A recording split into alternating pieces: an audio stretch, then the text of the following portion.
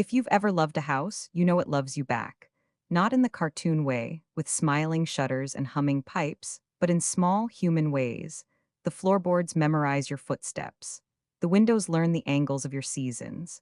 A banister in your palm becomes a handshake, a covenant that says, I'll hold you if you'll hold me. Silver Creek had been that for me. My grandfather hung the first front door bell with a pair of hands that smelled like motor oil and cedar. My father replaced the porch rail the spring his heart started to fail, working slower, pausing often, smiling anyway. I stitched curtains the winter mark and I moved in, hemming midnight blue fabric on the dining table while snow closed the world outside. A house can be a timeline you can touch. If you run your fingers along enough edges, you'll remember who you were when you built them. So when the Range Rover swung into our gravel drive that August afternoon, and a woman in white stepped out like she'd ordered the sky to match her outfit, what left my body wasn't breath. It was history. She had a face you'd expect to see in an airport billboard. Clean, clever, the smile calibrated for a product launch. The only thing out of place was the man in the passenger seat, staring straight ahead at our cottonwoods and not at me. My husband, Mark, whose favorite ritual was to claim he'd left his phone inside just to come back and kiss me again. He didn't look like the man who did that. The woman took off her sunglasses, big as butter plates, and offered me a smile meant for photographers. Emily, I'm Chloe. You must be thrilled we can keep this place in such good hands. Thrilled. The word landed like a penny dropped into a dry well. I noticed the tiny quiver in the leaves over her shoulder, the way August light showed the dust floating between us. I noticed, too, the envelope in her manicured hand. Paperwork, she sang. I brought copies for your records. She waved the envelope like a white flag that had never tasted war. I didn't take it. I wiped my palms on my jeans, the same jeans I wore to edge the pasture, and replaced the broken latch on stall 2.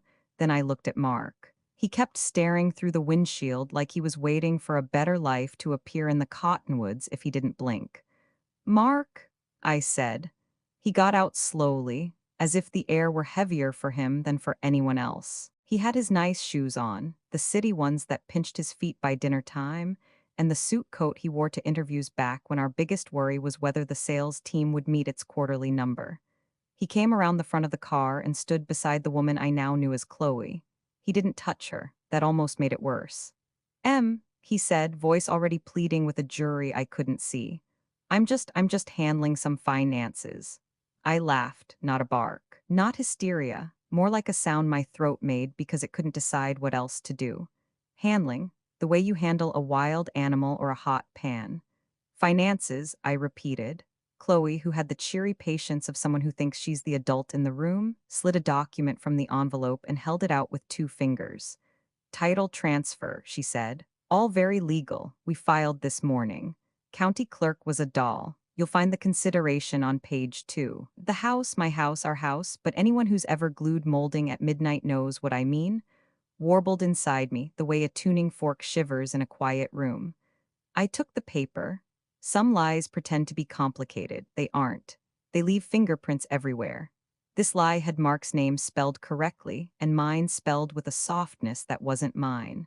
My signature arched like a woman who dotted her eyes with hearts. The notary stamp looked real enough. The number did not. $10, I said. I didn't say it loudly. I didn't have to. The word 10 is small enough to fit in your mouth and big enough to split a life. Chloe tucked her hair behind one ear, revealing a diamond that could probably buy you a vacation and a new story. It's a nominal consideration, she said, a symbolic transfer to facilitate arrangements. Mark rubbed his wedding band. His fingers were clean, and I hated that I noticed. That ring had the ghost of my father's hand on it. The day Daddy shook Mark's palm by our mailbox and said, "She's the best thing I ever made, be careful." I could still feel the weight of that blessing in the metals, how it turned gold into something heavier.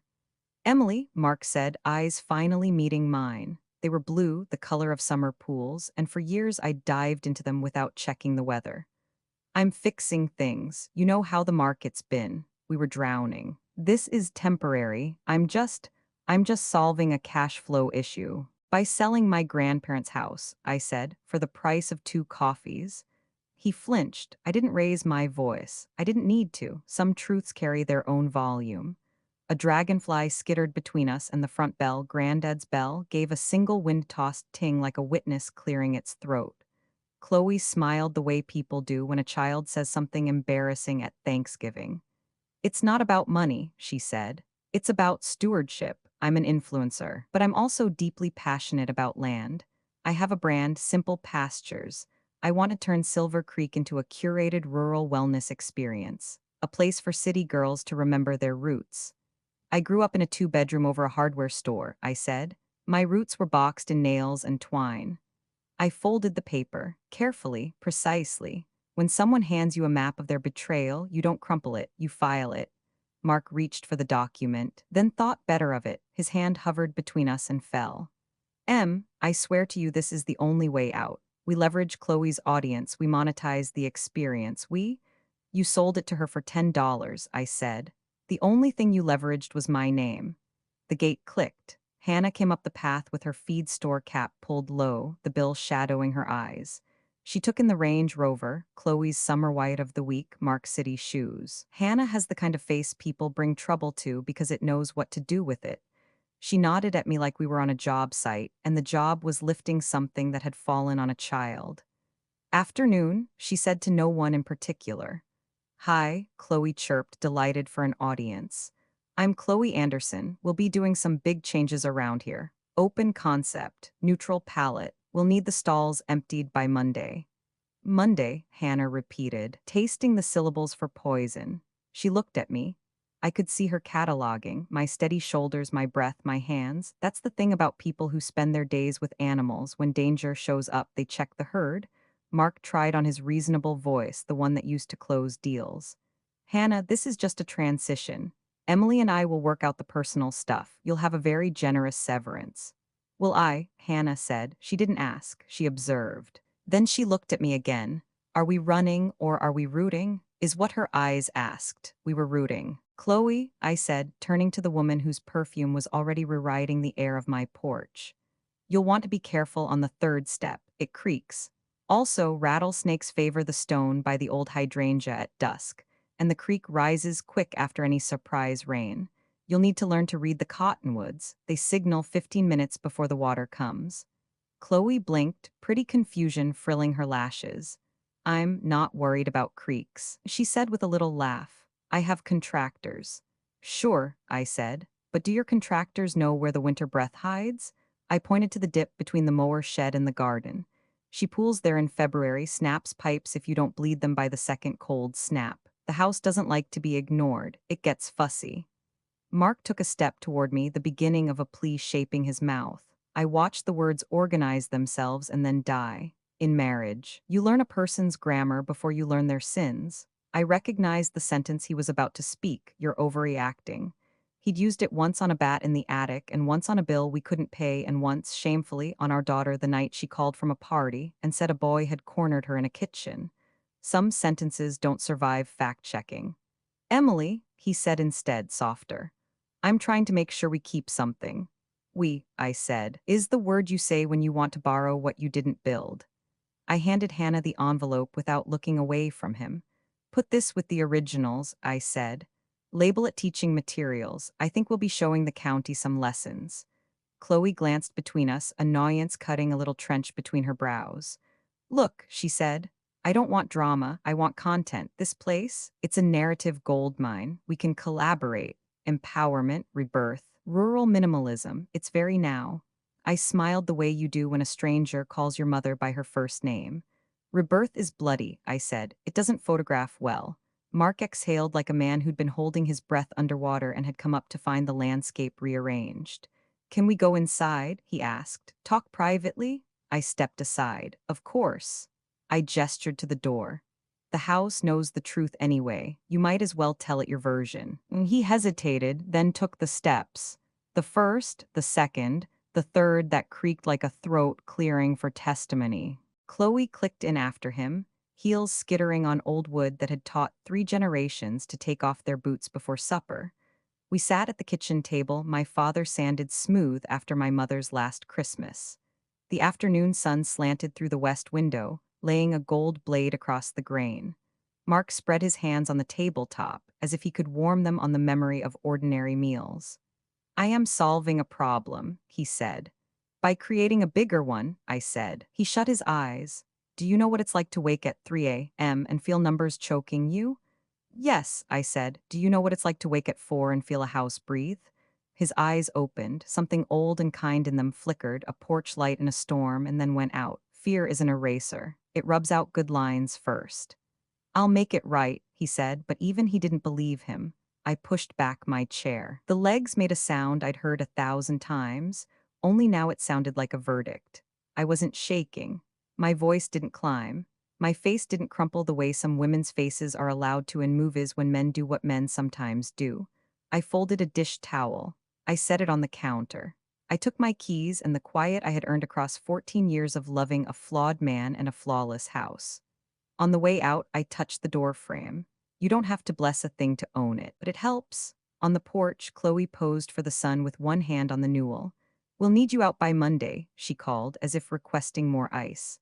I have a team coming. I looked at her the way a shepherd looks at the sky before the storm she already smelled at dawn. I nodded once. Then I climbed into my truck. The engine turned over with that good old sound, an old dog resettling in his bed. As I backed down the drive, the bell above the door rang again, once, twice. It could have been the wind, or it could have been the house clearing its throat to speak. Sometimes silence isn't weakness, I told the wheel, the road, the bones of my hands. It's the sound of the ground settling under you, learning the shape of your resolve. I watched the Range Rover shrink in the mirror, a clean white lie against my messy, beloved world, and I smiled. It wasn't a smile for company. It was the kind you wear when you've already chosen your weapon, and it's patience. Because sometimes the first move is no move at all. Morning has a way of pretending everything's fine. It pours light through the same windows, warms the same kitchen tile, hums through the same coffee maker that once sang the start of our days. But that morning, even the sunlight felt wrong, too sharp, too curious, like it was peering through the glass to witness what I'd refused to say aloud. The papers Chloe Anderson had handed me sat on the table beside the coffee pot. They were weighted by my old ceramic sugar jar, the one Mark bought from a roadside stand the summer after our wedding. He told me then, I like things that last. I stirred my coffee, watching the cream bloom and disappear, and wondered when he'd started liking things that broke. Outside, Hannah's truck pulled up with the same engine cough I'd been hearing for 12 years. She came in without knocking, as always, carrying the smell of hay and honest work. Her boots thudded twice on the threshold before she spoke. You sleep at all? I tried. She nodded at the papers. They real? As real as two signatures can make a lie. Hannah removed her cap, scratched the back of her head. Town's talking. Chloe was at Murphy's Market this morning showing folks the deed. Said she's turning Silver Creek into a boutique retreat. Of course she did. She's got followers, Em. People believe what they see, not what's true. I smiled, though it didn't reach anywhere worth keeping. Then we'll make sure they see something else. She studied me the way she studied a mare about to bolt. You got a plan? Not yet, but I've got patience. Patience was something you learned from horses and heartbreak. Push too soon, they throw you. Wait long enough, they come to you. By noon, the small-town machinery of gossip had reached full gallop. At the post office, Mrs. Phelps leaned over the counter to whisper, I heard you're selling. That's a shame, Emily. That place has your daddy's bones in it. Her eyes were full of pity, the kind that tastes worse than scorn. At the hardware store, two men paused mid-conversation when I entered. One of them, the banker's cousin, if I remembered right, cleared his throat and said too loudly, You gotta do what you gotta do. Can't hang on forever. By the time I reached the feed store, the whispers had shape. Chloe's white SUV was already parked out front, glinting like a polished lie under the sun. She was inside, laughing with Tom Murphy. Her voice carried, bright and unearned. Mark says she's been under such strain, she said. Bless her heart, she just couldn't manage the upkeep. I told him we'll honor the legacy, keep it in the family, you know? Tom saw me first, his hands, calloused and steady from 40 years of farm life, stilled mid-measure over the scale. Morning, Emily. Morning, Tom. Chloe turned then, flashing a smile so white it might have been weaponized. Oh, Emily, just the person I wanted to see. is that right? She held up the feed store receipt like a trophy. I'm opening accounts under the new business name, Silver Creek Retreat. We'll be needing organic feed, higher end supplies. Mark said you'd be clearing out by Monday. Tom's brow furrowed. That's so? I kept my voice even. That's news to me. Chloe's expression faltered for the briefest moment, then reassembled itself. Well, it's all handled. You can check with the county. Paperwork's filed and everything. Tom looked between us uneasy. The store went quiet. Even the hum of the cooler seemed to hold its breath. I'm sure it is, I said. Though for future reference, Chloe, you might want to double-check the signature line before bragging. Her eyebrows rose. Excuse me? The woman who signed that deed? I leaned forward, just enough for her perfume to meet the scent of grain and dust. She writes her E's backward. I don't. For a second. She froze, the kind of stillness that lives between a heartbeat and a mistake. Then she laughed too loudly. I don't know what you're implying, Emily, but this is getting a little sad. Maybe, I said, or maybe it's just getting started. Mark was in the SUV outside, I realized, through the front window. His silhouette sat stiff behind the glass, watching but refusing to meet my eyes. It wasn't guilt that made him look away, it was cowardice. Guilt still carries love. Cowardice only carries fear. I loaded the bags of feed one by one into my truck, each thud of grain against metal grounding me deeper into the dirt of my own story. Chloe kept talking to Tom, to the cashier, to anyone who'd listen, painting herself as a benevolent savior rescuing a fading widow from the burden of land. Tom stepped out from behind the counter as I hoisted the last bag. You all right, Emily? He asked quietly. Fine, Tom, I said. Just getting ready for Monday. He frowned, understanding too much to believe it. You let me know if you need anything. I will. Outside, Chloe called after me. You'll be happier once it's done, you know. Less responsibility, more freedom. I looked at her, really looked, the expensive clothes that didn't belong to the dirt, the glitter of someone who'd never earned her shine. Freedom, I said, has a funny way of looking like exile when you steal it. Her smile slipped. I don't know what that means. You will. I climbed into my truck, slammed the door, and for the first time in weeks turned the radio on. A country song about heartbreak and fences filled the cab. It was almost poetic. When I got back to the ranch, the air smelled like rain and betrayal. Hannah met me at the barn door, phone in hand.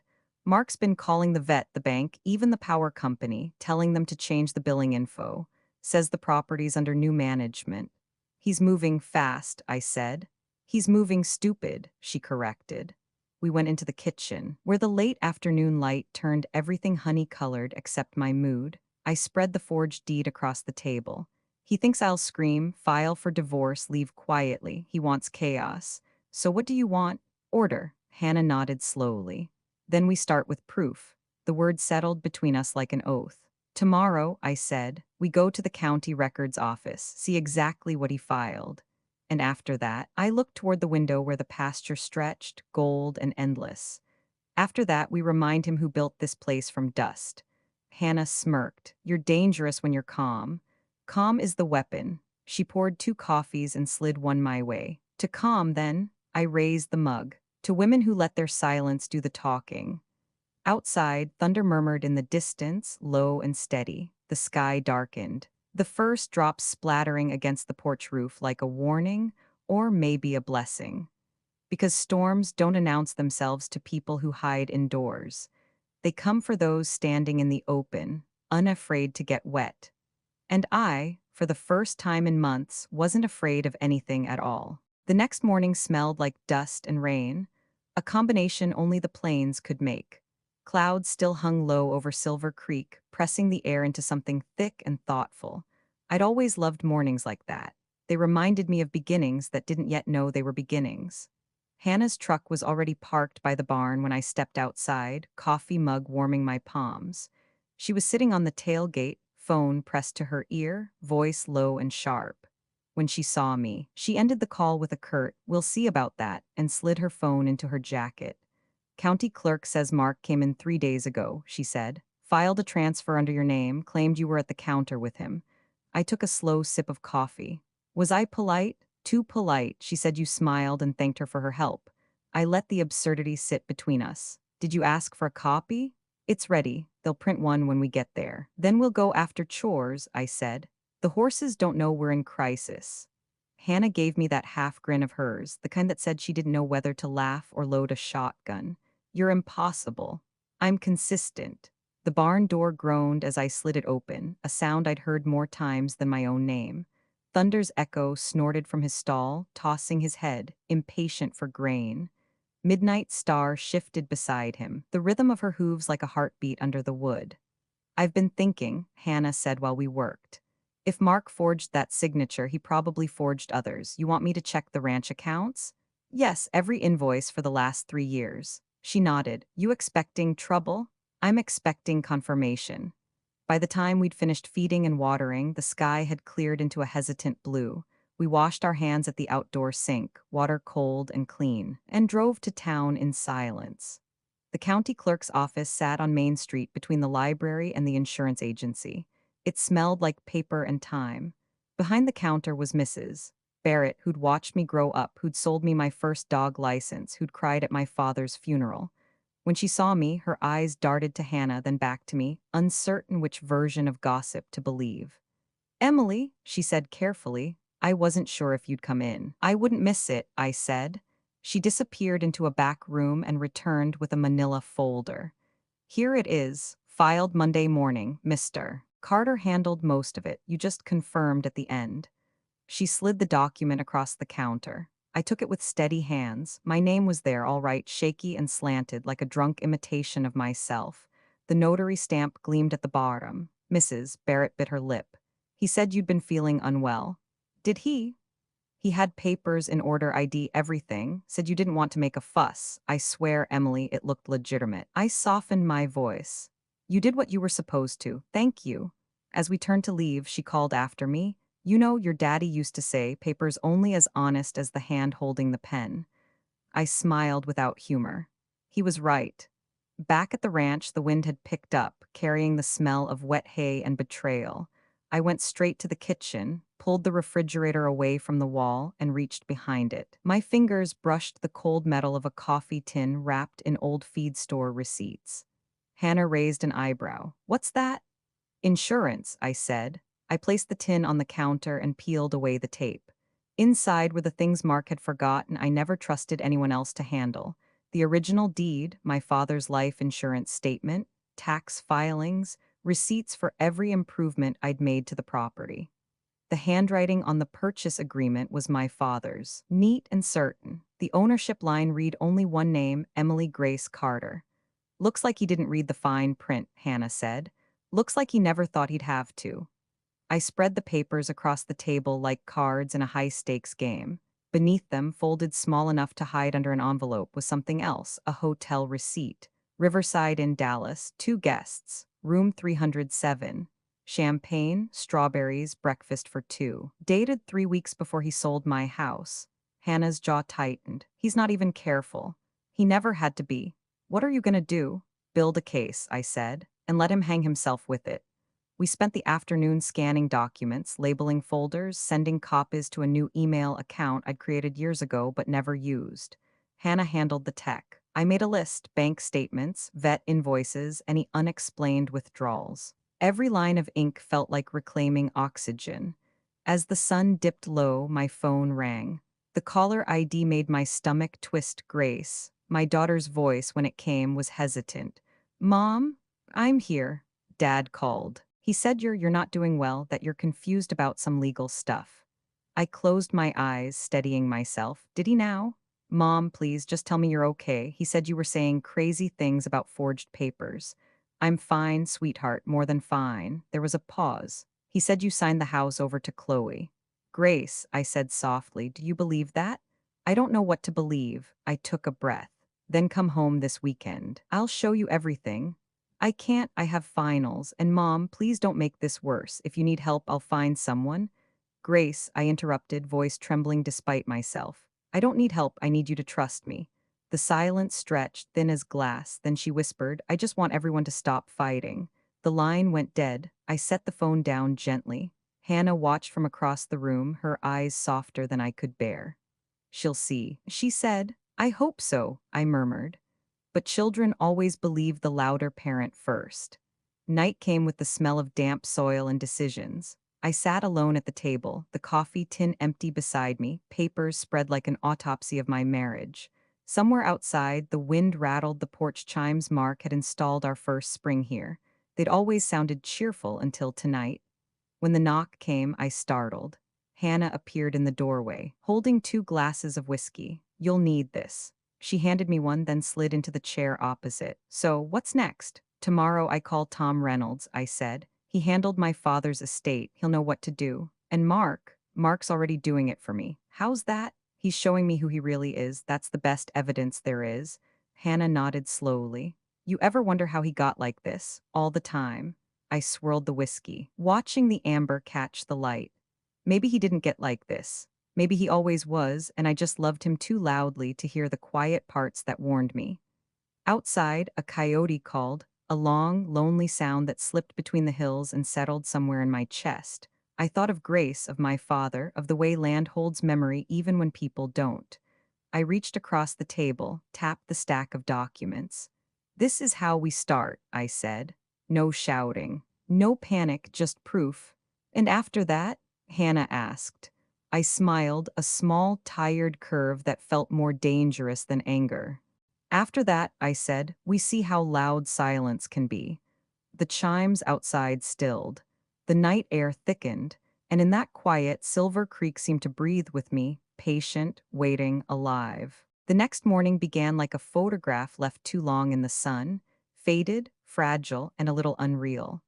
I didn't sleep much. Every time I closed my eyes, I saw my own name scrawled in someone else's handwriting, my father's legacy reduced to ink and fraud. The coffee was bitter that morning, or maybe my mouth was. Hannah came in just after dawn, her boots still damp from the dew. She set a file folder on the table without a word. Inside were bank statements from the ranch's business account, line after line of numbers that didn't add up. "Started digging through the books last night," she said. "We've got missing money, at least 100 grand over the past 2 years." I stared at the pages, tracing the forged handwriting of my husband's initials. "You ever get the feeling someone's been living a second life right under your roof?" Hannah nodded toward the window, where the pasture shimmered in early light. "You built this place with both hands. He never touched the dirt. People like that papers their soil." I wanted to be angry. Instead, I felt something colder. Clarity, the kind of calm you get before a storm when you finally stop pretending the sky might clear. "I need to see where it's going," I said. Hannah frowned. "The money?" "No," I said quietly. "The man." By mid-morning, I'd driven into town, a stack of bank statements in my passenger seat and a question burning at the back of my mind. The teller at First National, a young man with kind eyes and nervous hands, confirmed what I already suspected. "Mrs. Carter," he said, typing slowly, "your husband has a secondary account linked under his business profile. It's not part of the ranch's operating funds. He's been transferring small amounts regularly." "How small?" 2 to 3 thousand a week. "But it adds up." I nodded. "It always does." When I left the bank, I didn't go home. I followed the money. The last transaction had been to a riverside storage unit just outside town. The facility sat like a graveyard for secrets, rows of metal doors baking under the Texas sun, each one holding a story someone didn't want seen. A teenage attendant in a too large uniform was behind the counter, half bored, half hoping for something to happen. "Can I help you, ma'am?" he asked. "Yes," I said. "My husband, Mark Carter, rents a unit here, 47B. He's out of town and I need to check something. Lost my key." He squinted. I'm not really supposed to." "Son," I said, softening my voice just enough. "You've ridden horses before?" He shook his head. "Well, here's a free lesson," I said. "Sometimes you don't get to decide whether you open the gate, you just have to make sure it doesn't hit you when it swings back." He hesitated, then sighed. "Guess I could help this once." 5 minutes later, I was standing in front of Unit 47B while the kids snapped the lock with bolt cutters. When the metal door rolled up, heat and dust rushed out, thick with the scent of cardboard and neglect. Inside were rows of bankers' boxes, neatly labeled in Mark's blocky handwriting. The sight of that handwriting, so familiar, so ordinary, made my stomach turn.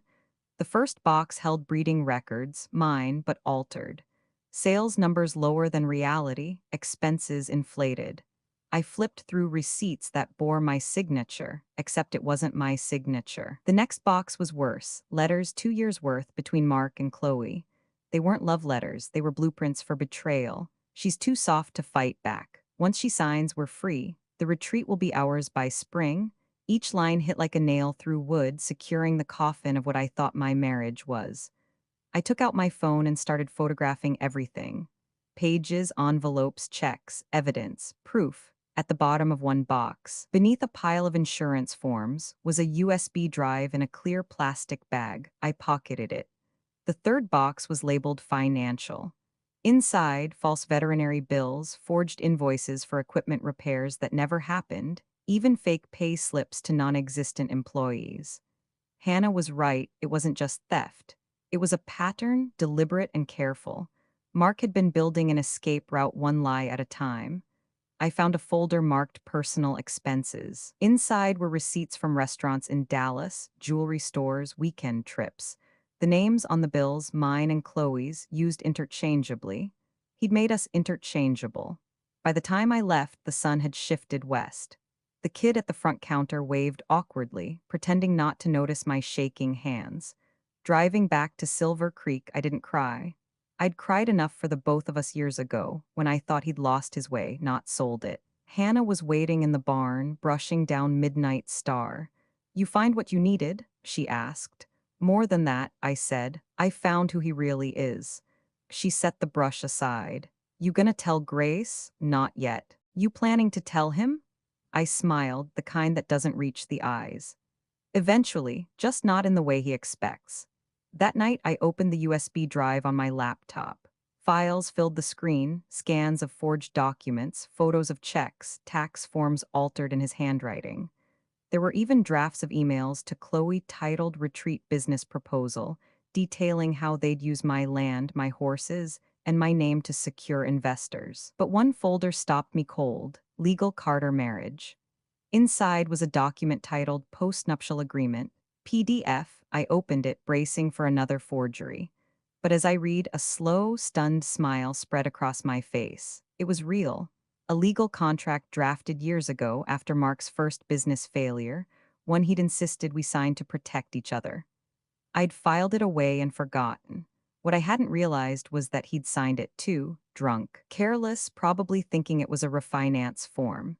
And the agreement was ironclad. In the event of separation, all property purchased with my inheritance remained mine alone. Silver Creek, the horses, the business, everything. He hadn't just betrayed me, he'd protected me from himself. Hannah found me in the kitchen around midnight, the glow of my laptop painting everything cold blue. "You're smiling," she said cautiously. "For the first time in a long while," I answered. "Why?" I turned the screen toward her. "Because the trap he built for me, he's already standing in it." She stared at the document, then at me.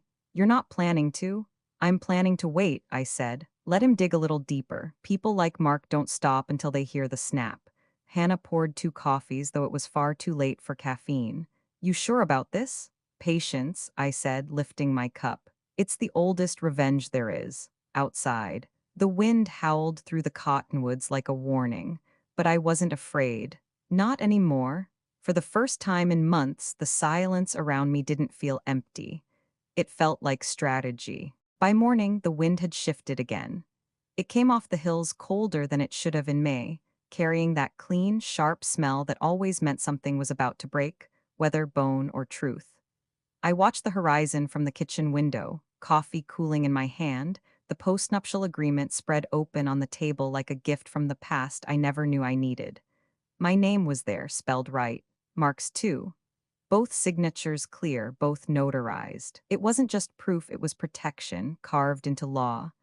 When Hannah came in, her hair still damp from the morning mist, I didn't say a word. I just slid the document across the table.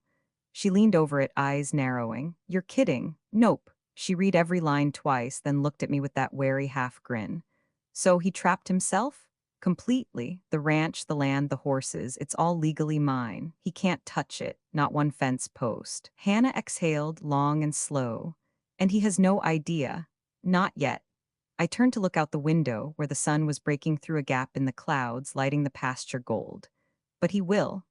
By 9, I was on the phone with Tom Reynolds, my father's old attorney.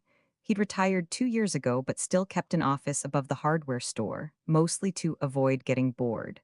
When he answered, his voice was the same as I remembered, gruff, no nonsense, laced with a kind of dry affection only age allows. Well, if it isn't Emily Carter, he said. You sound like someone who's either getting married or suing somebody. Which is it? Something in between, I said. You busy this morning? For you, never. His office smelled like old books and coffee gone cold. Dust motes danced in the sunlight like lazy ghosts. Tom stood behind his desk in suspenders and rolled up sleeves, looking at me the way an old doctor looks at a familiar wound. I handed him the agreement. He adjusted his glasses, scanning the pages with the concentration of a man who never trusted computers. After a minute, he gave a low whistle. I'll be damned, you've got him. So it's valid? As the 10 Commandments, he said. Signed, notarized, and filed. You know what this means, don't you? That I can keep what's mine. He shook his head. No, Emily. It means you can choose how he loses. I sat back, letting that sink in. Don't confront him yet, Tom said. If he forged that deed, he's committed a felony. Let him think you're scared. We'll build the record, emails, transfers, the works. When we file, we'll bury him so deep in evidence he'll need a flashlight to find his own guilt. I nodded slowly. I can do that. He smiled. I know you can. You were your father's daughter before you were anyone's wife. When I got home, the house felt different, lighter somehow. The air didn't hum with panic anymore. It hummed with purpose. Mark's truck was parked by the porch. His things were half loaded into the back seat. Suitcases, toolboxes, a few framed photos. He was standing on the porch, his expression carefully composed, the kind of face men wear when they've practiced in the mirror. Emily, he said, forcing a smile. We need to talk. That's new, I said, brushing past him into the house. He followed, closing the door behind him like it might keep the truth out. Look, I know things have been tense, but I think we both made mistakes. Both? I asked. He sighed. I shouldn't have filed the transfer without telling you. I panicked. It's just this place is too much, Em. The taxes, the upkeep, you don't have to carry it anymore. You mean you don't? He frowned, defensive. Don't turn this into a fight. I'm trying to help us both. I've already arranged investors through Chloe. We can turn Silver Creek into something bigger, better. It's what your father would have wanted. That line hit like a slap. My father's name used like a shield. My father, I said quietly, built this ranch with calluses. You're trying to build a business off betrayal. He flinched, but only for a second. You're overreacting. You'll see when it's done. This is for our future. Our future ended when you started signing my name, I said. His jaw tightened. So what? You gonna call the cops? Tell them your husband made a mistake? I smiled, slow and steady. Something like that. He didn't notice the envelope on the counter, Tom's business card peeking from its flap, or the calm in my voice that didn't belong to someone defeated. Emily, he said, softening, please, let's just not destroy everything. I looked at him then, really looked. The man who once held my hand through my father's funeral, who built a fence with me in the rain, who now stood in my kitchen lying through his teeth. And all I could think was how small he looked when stripped of excuses. Too late, I said. He stared at me, searching for something he'd already lost. Then he grabbed his keys, muttered something about coming back for the rest of his things, and left. The sound of his truck faded down the road until it was just whined again.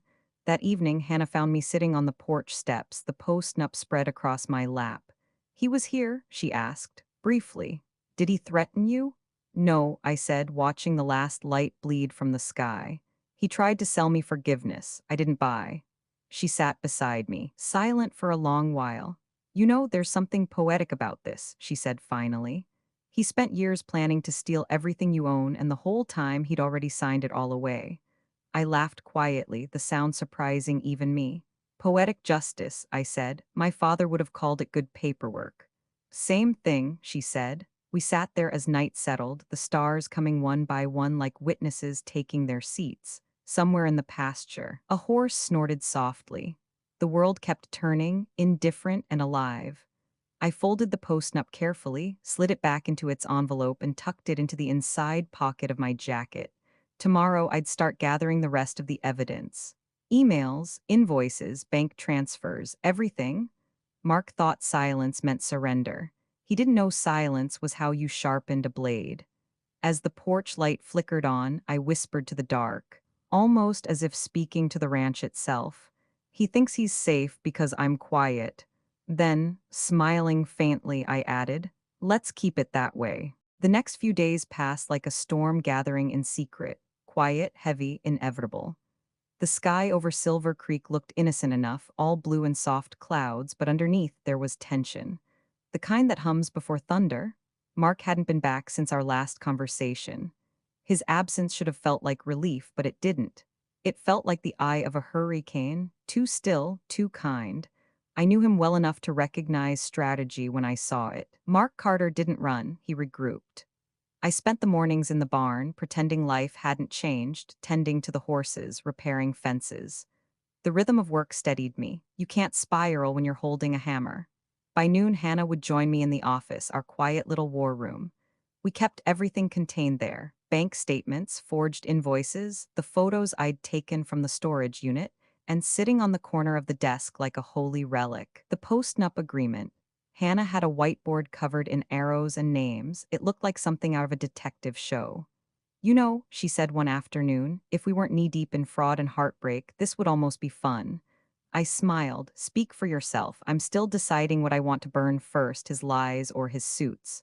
She grinned, then grew serious. We've got enough to bury him, Em. Why wait? Because, I said, tapping the post-nup, he still doesn't know I know, and that's the only advantage worth keeping. Tom Reynolds called that evening, just as the sun slipped behind the hills. Emily, he said, voice low and deliberate, we're ready to start the filings. But before we do, I want you to think about something. What's that? How you want this story to end. Legal victories are one thing, peace is another. I'm not looking for peace, Tom, I said. I'm looking for truth. He sighed. Then get ready to play the long game. I already am. After the call, I stood by the window, watching the pasture fade into twilight. The horses moved like ghosts in the distance, their shapes dissolving in the mist. I thought about my father's voice, steady, patient, teaching me how to mend wire without cutting my hands. Don't rush the fix, he'd said. Strength comes from tension held just right. That night I made a list, plan, keep Mark comfortable, let him believe I'm defeated. Record everything, calls, visits, conversations. Let him confess before he realizes he's confessing. Make it legal. Make it final. By morning, the first step was already in motion. Mark called just before breakfast. His voice was calm, almost cheerful, that fake businessman charm he wore like a cologne. Listen, he said. I've been thinking, maybe we got off on the wrong foot. Chloe wants to meet just the three of us. She feels terrible about how things went down. Can we talk this out? I stared at the phone, my reflection faint in the window above the sink. You want me to meet your mistress? She's not, he started, then stopped himself. Look, she just wants to clear the air. We can't move forward with the sale until everyone's on the same page. Sale? Technical term, he said quickly. It's all business. I'm sure it is, I murmured. He exhaled, relieved. Good dinner then, Thursday, 7 o'clock, Sterling's downtown, it's neutral ground. Fine, I said, my voice flat. Sterling's, when I hung up. Hannah whistled. Sterling's? That's his idea of a peace talk? Guess he wants a public show. Exactly, I said, and that's why we'll give him one. The next day, Tom sent a man to the ranch, David Park, a private investigator who looked more like a substitute teacher than someone who made his living catching liars. He had quiet eyes and a voice so calm it could soothe a stampede. Mrs. Carter, he said, shaking my hand, Tom tells me you're playing this smart. That's good, smart wins. He unpacked his briefcase on the kitchen table. 3 tiny recording devices, smaller than buttons, and a few miniature cameras that looked like screws. I'll install these in the kitchen, living room, and office, he said. State law allows it since you're the legal property owner. As long as one party consents, it's admissible. I'm the one party, I said. Exactly. Hannah hovered near the doorway, arms crossed. Feels like something out of a spy movie. David smiled faintly. That's the idea. People are most honest when they think no one's watching. He worked quietly, drilling, wiring, blending the equipment into the corners of the house. By the time he left, you'd never know the place was listening. Before he drove off, he turned to me. Act normal. Let them hang themselves with their own words. Thursday came too fast. I dressed simple, dark jeans, white blouse, the same boots I'd worn the day I signed the deed after my father's funeral. I wanted to look like me, not a victim, not a rival, just the woman they underestimated. Sterling's was the kind of restaurant where the napkins were folded like origami and the waiters spoke in lowercase. I arrived early, took a seat by the window, and let the hum of conversations drown out my heartbeat. At exactly 7, they arrived. Mark looked polished, charcoal suit, smile rehearsed. Chloe shimmered beside him in some silvery dress meant to look effortless. She carried herself like a woman entering a victory party. Emily, Mark said, pulling out a chair across from me. Glad you came. I nodded. I'm a sucker for closure. Chloe's smile was brittle. We just want to make this right. I leaned back, studying them. You mean legal or moral? Mark chuckled softly as if we were discussing weather. Let's not do this here. Why not? You picked the place. His jaw tightened, but he kept the charm in his tone. We're all adults. Let's be civil. Chloe reached across the table, touching my wrist like we were old friends. You're such a strong woman, Emily. I admire that. This transition isn't happening, I said, cutting her off. Her hand froze. Excuse me? You heard me. Mark leaned forward. Don't start this. The deal's done. Is it? I asked. Because according to the county, there's an ongoing fraud investigation involving forged documents. The color drained from his face. Chloe blinked. Fraud? I smiled faintly. Oh, don't look so shocked. It's not like you two were subtle, though I do have to admit selling a $2 million property for $10, that's bold even for you. Mark's composure cracked, just a hairline fracture, but I saw it. Emily, what are you talking about? Paperwork, I said. And the fact that you filed under my name without realizing you signed a postnup years ago, meaning everything you tried to steal was never yours to begin with. Silence, then Chloe's voice high and sharp. You're bluffing. I took out my phone, slid it across the table. The screen lit up, photos of the postnup, the fake invoices, the storage unit letters, the bank transfers, proof lined up like bullets. Mark's face went gray. Chloe whispered something under her breath that sounded like prayer or profanity. I stood. Enjoy your dinner. I've already had mine. Then I walked out into the cool night air, my boots clicking against the pavement like punctuation marks. The war wasn't over, but for the first time, I could feel the tide turning. Mark Carter still thought he was in control, but he'd already stepped into the trap.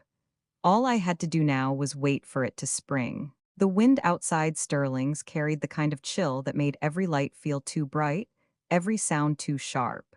The dinner had ended, but the words I'd left on that table were still echoing behind me, ricocheting off glass and gilt.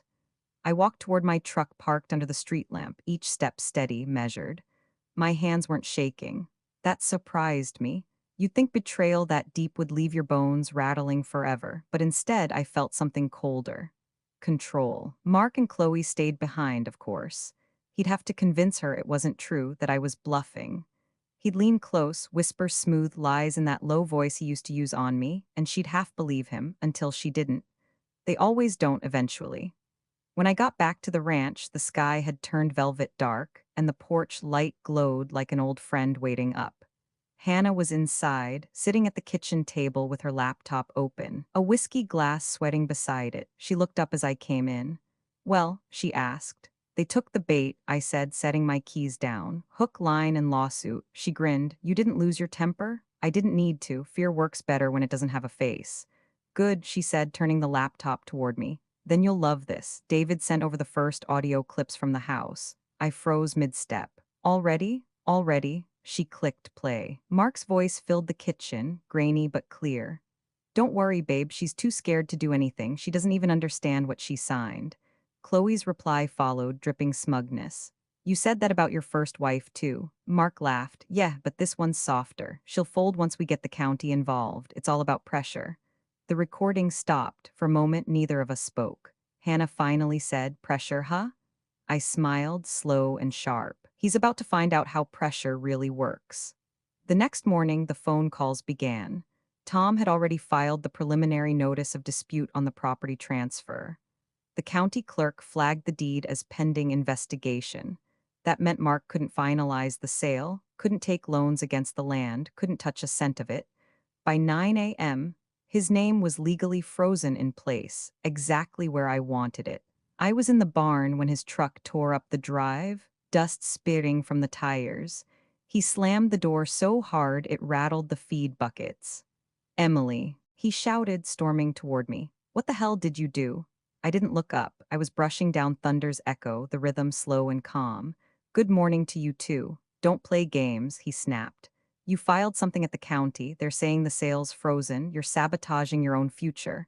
Our future? I said, finally meeting his eyes. You sold it for $10. He blinked, thrown off by how quiet my voice was. You don't understand. This is temporary, like the affair? He flinched. That's not fair.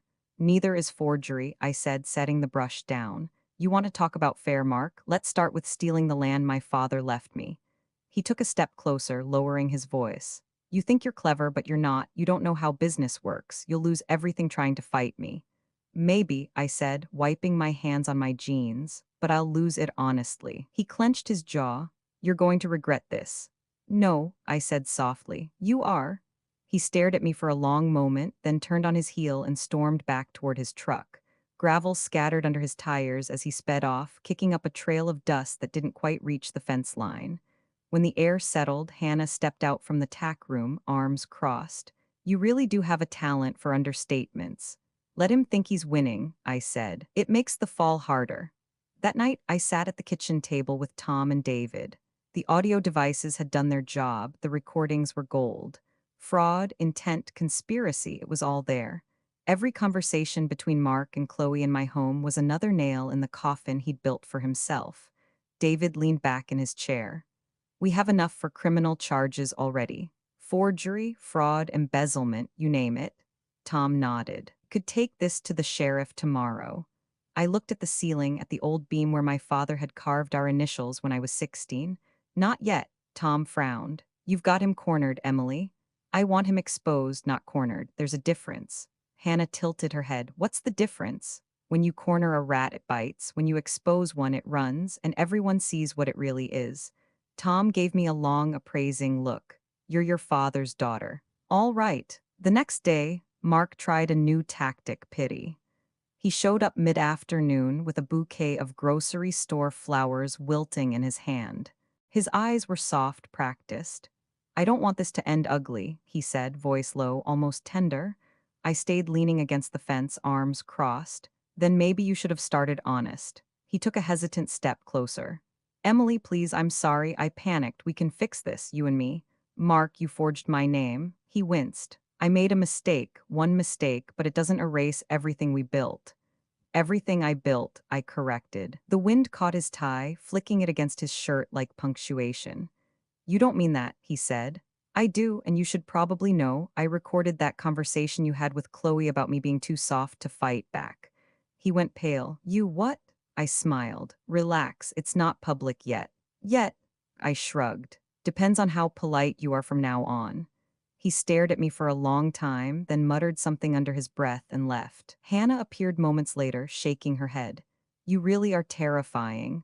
Not terrifying, I said, prepared. That night I called Tom. We're ready for the next step, I said. You sure? Yes, I want it all documented. Every recording, every forged signature, every transfer, and I want Chloe there when it breaks. He was quiet for a moment. You're planning something? Dinner, I said simply. The next one's mine. Friday night, I called Mark and told him I wanted to talk.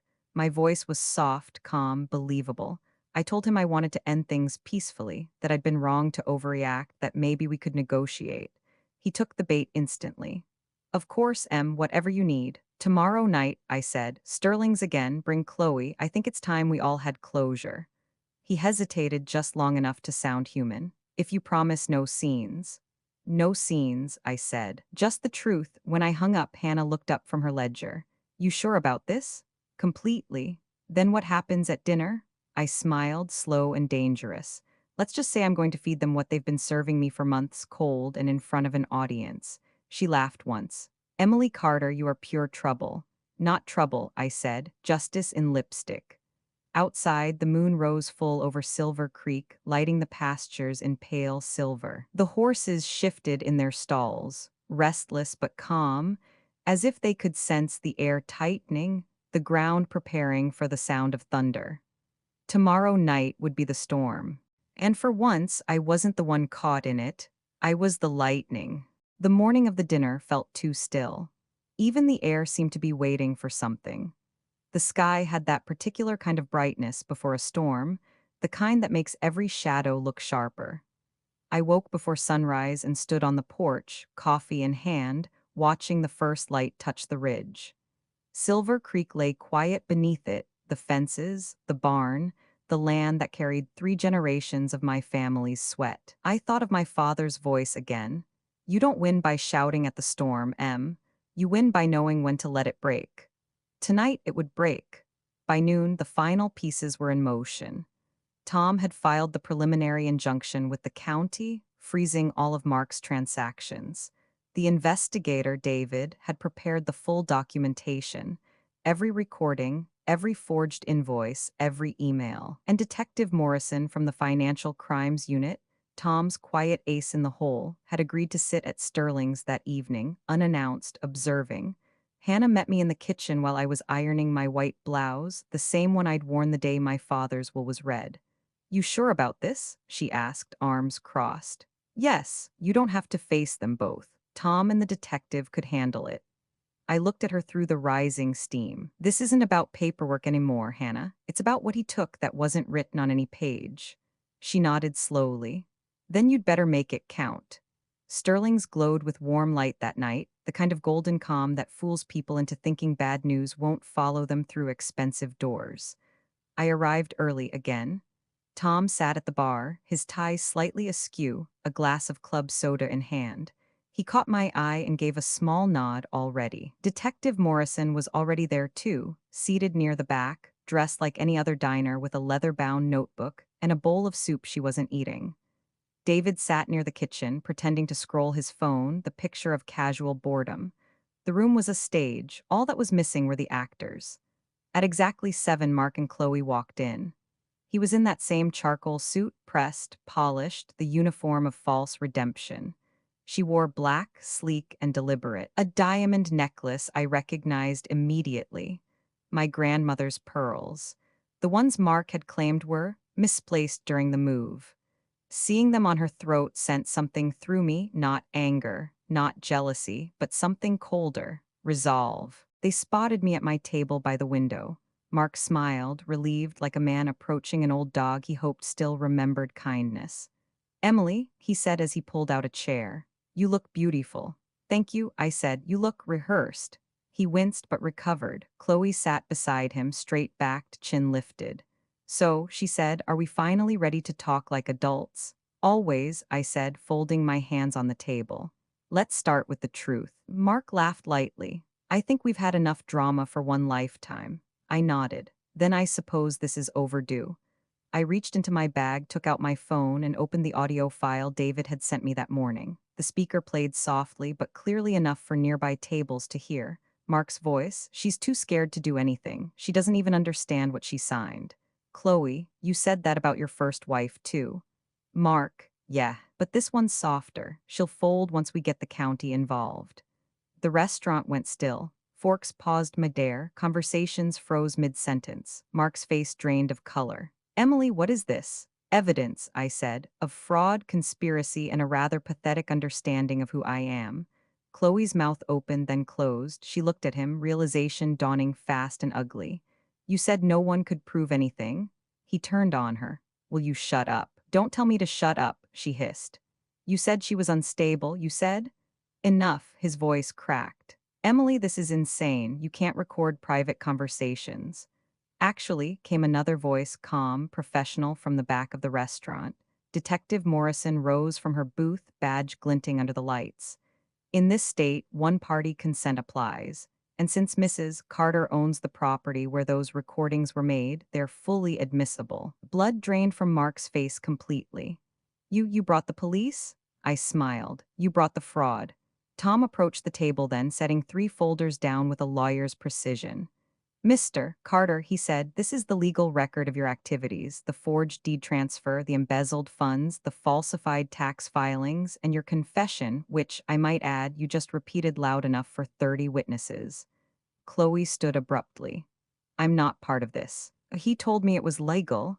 Sit down, MS Anderson, Detective Morrison said evenly. You'll have a chance to explain that at the station. Mark rose too, panic replacing charm. Emily, please, you don't want to do this. I looked up at him, my voice steady. I didn't want any of this, but you made choices, and now we're both going to live with them. He opened his mouth, but Morrison was already signaling to the two officers waiting discreetly near the door. They moved forward, firm and efficient. Mark Carter, she said, you're under arrest for fraud, forgery, and embezzlement. You can't, she cut him off. We can, and we just did. The restaurant was silent except for the sound of handcuffs clicking. Chloe backed away, mascara streaking down her cheeks. You said it was all handled, she whispered. Mark turned to her, desperation raw on his face. You were part of this too, don't act innocent. Enough. Morrison's tone was final. The officers led them out, the door swinging shut behind them. The quiet that followed was heavy, electric. Tom exhaled and sat across from me, rubbing his temples. Well, he said, that's one for the books. I leaned back, the adrenaline finally beginning to fade. Do you think the house gets quieter when justice walks in? He smiled faintly. Sometimes. Good, I said softly, because Silver Creek's been too loud for too long. Later that night, I drove home under a sky split with distant lightning. The ranch lights shimmered like small promises in the dark. When I stepped out of the truck, Hannah was waiting on the porch, 2 mugs of tea in her hands. Well, she asked. It's done, I said. Her shoulders dropped in relief. You got him? I didn't, I said, taking the cup. He got himself. We stood there in silence, listening to the rain start, slow, steady, cleansing. Feels different, Hannah said quietly. It is, I said. The storm's over. She nodded, then smiled a little. So what now? I looked out over the wet fields, the pastures my father had once called our cathedral. Now, I said, my voice calm for the first time in months. Now we rebuild. The thunder rolled again, softer this time, like applause from the sky. And somewhere deep inside, I finally felt it, not victory, not revenge, peace. The kind that only comes after the truth has spoken. The morning after Mark's arrest, the sun rose clear and sharp, like the world had been scrubbed clean overnight. The air smelled of wet hay and honeysuckle. For the first time in months, I didn't wake with that heavy knot in my chest, the one that used to whisper, what will he do next? It was over. At least that's what I wanted to believe. But endings, I've learned, don't always come with silence. They come with paperwork, questions, and the sound of neighbors pretending not to gossip. By 8 a.m., the first wave had already begun. The phone rang, then again, then again. Reporters from the Dallas Tribune, the Hill County Chronicle, even a local morning radio show, all wanting a quote from the woman who brought down her cheating husband. I turned them all away. I wasn't a headline. I was a human being who'd simply refused to vanish. Hannah sat at the kitchen table, scrolling through her phone, her expression hovering between awe and irritation. Emily, you're trending. I raised an eyebrow. That's not a sentence I ever wanted to hear.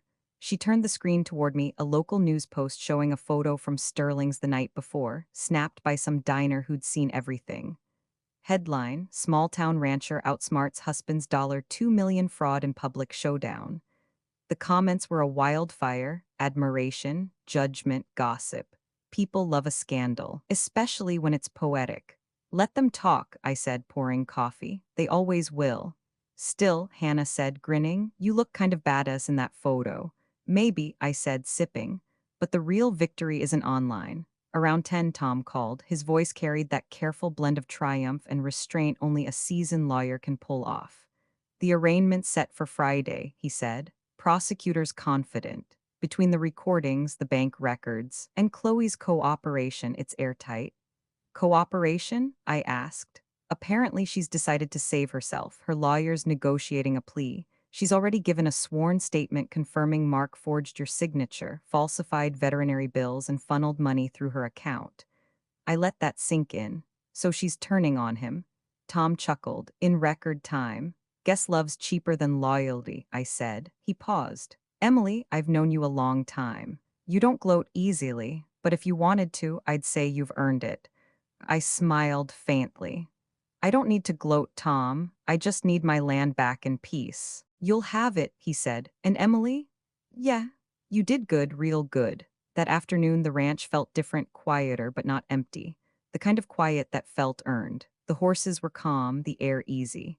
As I walked past the paddock, I saw something that caught my breath, a small black colt trotting beside Midnight Star, wobbling on new legs, the sunlight catching his mane like silk.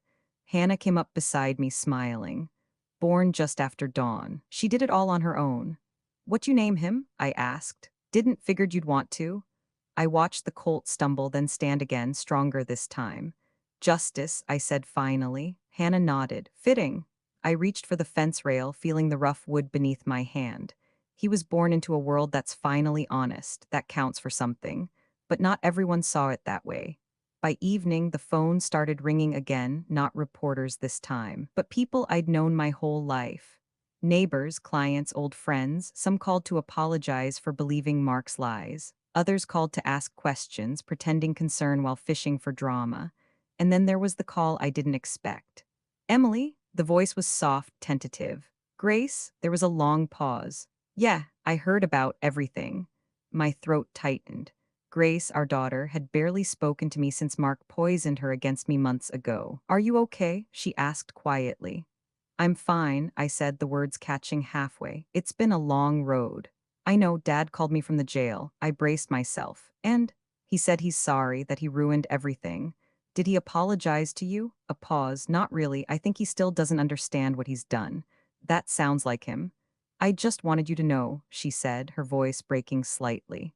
"I believe you now, I should have before." I closed my eyes, letting the relief wash through me slow and deep. "That's enough, sweetheart. That's all I ever needed." "I want to come home," she whispered. I smiled, even though she couldn't see it. "Then come home." Grace arrived that night just after sundown. When her car pulled up, I met her halfway across the gravel drive. For a moment, neither of us moved, two silhouettes framed by porch light and memory. Then she ran into my arms, and the years between betrayal and forgiveness dissolved into something simpler. "I'm sorry, Mom," she whispered into my shoulder. "I know, honey," I said, holding her tighter. "Me too." We stood there until the sky turned purple and the first stars came out. Inside, Hannah had left dinner warming on the stove. Grace and I sat at the table, the same one where Mark had once slid forged papers across the wood. The air still carried ghosts, but they were quieter now. Later, after Grace had gone to bed, I stepped outside. The night smelled of rain and grass and something new, peace maybe, from the barn. I could hear the soft snorts of the horses settling down. Justice let out a small whinny, the kind only newborns make, unsure, hopeful. I looked toward the horizon where lightning flickered faintly, far away this time, distant enough to admire. I thought of Mark sitting in a cold cell somewhere, replaying every choice he'd made, every lie he'd told. I didn't hate him, not anymore. Hatred had weight, and I was done carrying things that didn't belong to me. When I went back inside, the kitchen clock ticked softly. I poured myself a cup of tea and sat by the window, looking out over the land. The fences stood firm. The ranch lights glowed steady.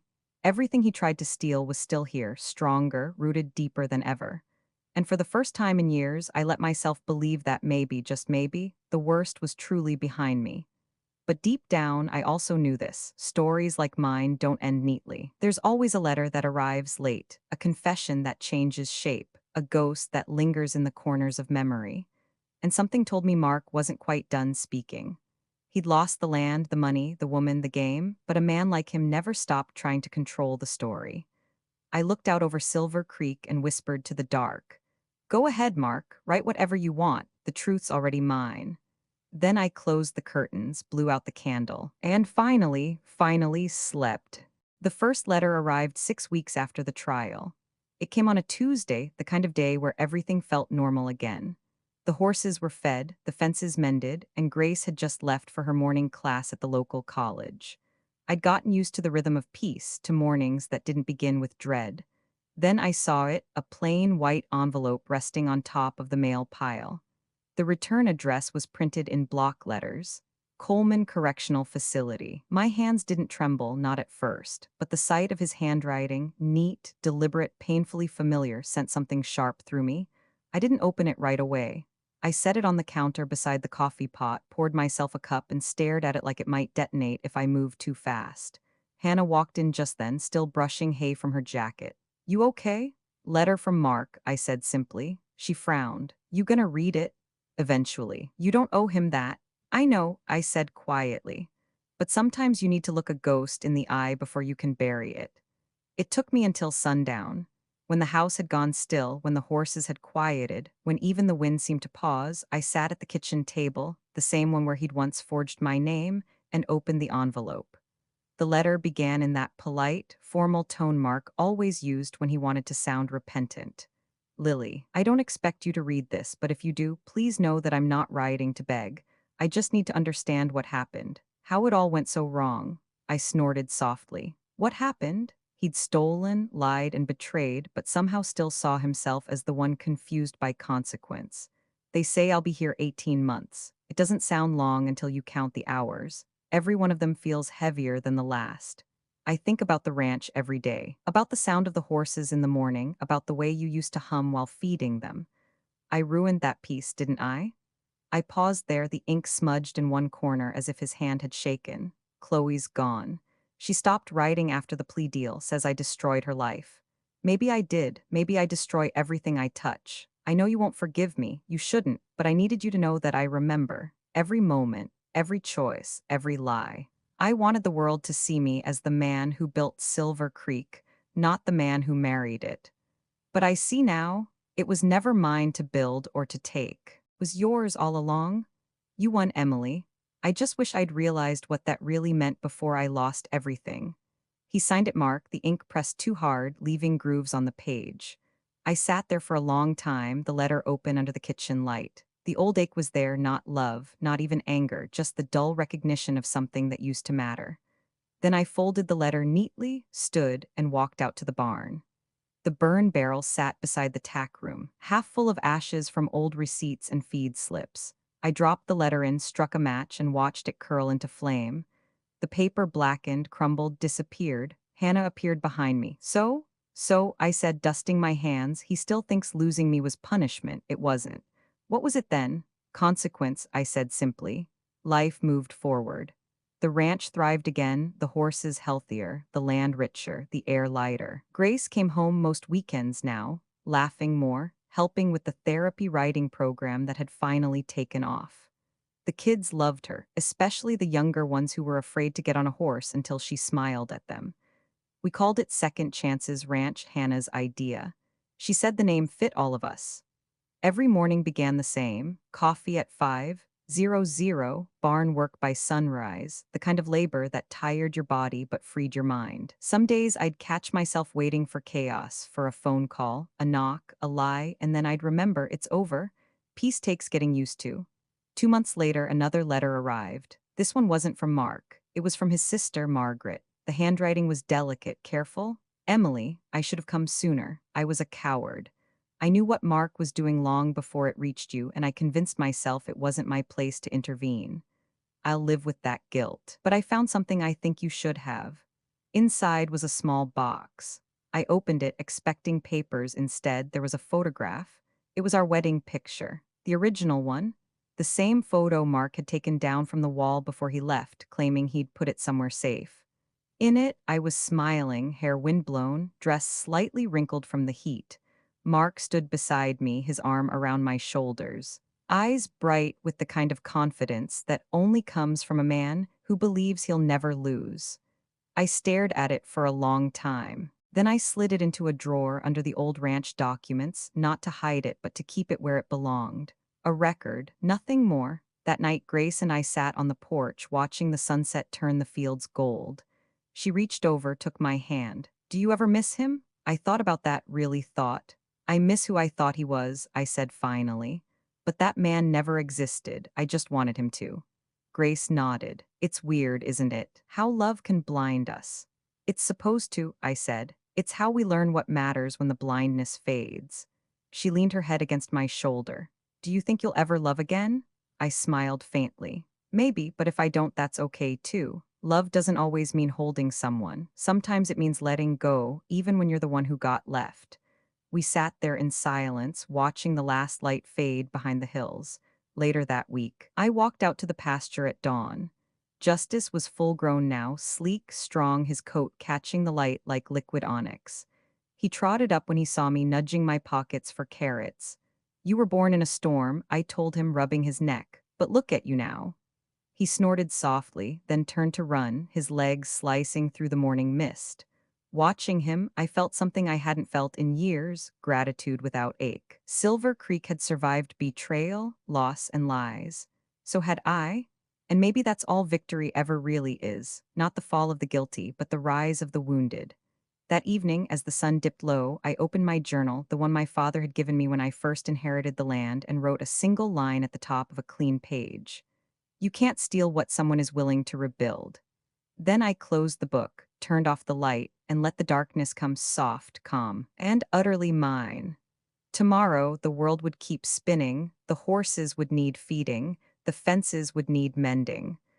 And for the first time in a long, long time, that was enough. 6 months after Mark's last letter turned to ash, Silver Creek had changed, not in structure, but in spirit.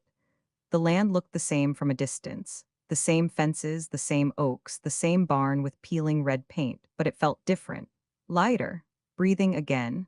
Sometimes I'd stand on the porch at dawn, coffee warming my hands, and think about everything that had happened. The lies, the courtroom, the storm of betrayal that once felt like it would tear me apart. And then I'd hear the horses whinny in the distance, smell the grass after a fresh rain, and know I didn't just survive it, I reclaimed it. Peace wasn't a reward. It was a discipline, one you practiced every single day. That summer, we hosted our first full season of therapy sessions under the new name, Second Chances Ranch. The kids came from everywhere, tiny bodies carrying stories too big for them, scars you couldn't see but could feel when they looked at you. One boy, Illy, refused to get on a horse the first 2 weeks. He'd lost his father in an accident and hadn't spoken more than a few words since. Grace worked with him every morning, patient, gentle, the way I used to be before life taught me armor. Then one morning, while I was cleaning out the tack room, I heard laughter, small, shaky, but real. I turned to see Illy on Justice's back, holding the reins like they were made of light. Grace walked beside him, smiling. For a moment, it felt like every broken thing in my life had been leading right there, to that barn, that morning, that sound. Sometimes healing doesn't roar back in. Sometimes it tiptoes on the smallest of voices. In August, the local paper did a feature on the ranch. The headline read, "From Scandal to Sanctuary, How One Woman Turned Betrayal into Hope." They asked if I'd do a photo shoot, and I almost said no. I didn't want to be the woman who caught her cheating husband forever. But then I thought of the kids, the horses, the people who sent letters after reading my story saying it gave them strength to leave something that was breaking them. So I said yes, but on one condition: the photo would be of me with the children, not alone. The reporter smiled when I said that. "You're not interested in being the hero?" "No," I told her. "Just the example." Mark never wrote again after that first letter. His sister said he'd been quiet in prison, working in the wood shop, reading, mostly keeping to himself. I didn't ask for more. Some stories don't need sequels.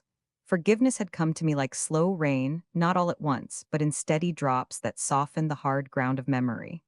I didn't forgive to free him, I forgave to stop carrying him, because bitterness, I'd learned, is just another kind of leash. By fall, Grace had moved into the small cabin near the barn, said she wanted to help manage the therapy program full time. Hannah handled the breeding operations, while I focused on the land. The three of us, 3 women rebuilt by loss, had turned a wounded place into something living again. Some evenings, we'd sit on the porch with a glass of sweet tea, watching the horses in the field while the sun melted into gold. The laughter came easy now, the silence softer. And every time the wind passed through the grass, I imagined my father's voice somewhere in it, proud but teasing. "Took you long enough to find peace, kid." I'd smile and answer him quietly, "Yeah, but it was worth it." One afternoon in early winter, a man from the county office stopped by. "Just routine," he said, handing me a final document confirming the full reinstatement of Silver Creek's title in my name. The paper was stamped, signed, sealed. It was official now, legally, spiritually, completely mine. When he left, I stood in the doorway for a long time, looking out at the endless stretch of fields, the same land my father bought with his life insurance, the same land Mark tried to steal, the same land I rebuilt with patience instead of vengeance. The wind rose, gentle but firm, sweeping across the valley like an exhale. And I finally understood what my father meant when he said, "The land always knows who loves it." That night, after everyone had gone to bed, I sat at my kitchen table, that same old table that had once witnessed deceit and grief, and wrote my final entry in the ranch journal. There was a time when I believed silence was weakness. Now I know silence is the moment before truth finds its voice. And sometimes the quietest revenge is peace. I closed the journal, set it beside a small frame on the shelf, a photo of Grace and me standing beside Justice, both smiling, both free. Outside, the moonlight touched the fields, silver and soft. The horses shifted in the barn, the earth breathed steady, and the house, for the first time in years, felt entirely, beautifully mine. If you've made it here, thank you. Thank you for walking with me through this story, through heartbreak, through resilience, through the long road of rebuilding what was broken. May you always remember that no betrayal is stronger than your ability to begin again. May your home be peaceful, your heart unburdened, and your love, the kind that stays, be honest and kind. From my ranch to yours, Emily Carter. Wishing you health, happiness, and a family that stands by you even when the storm hits.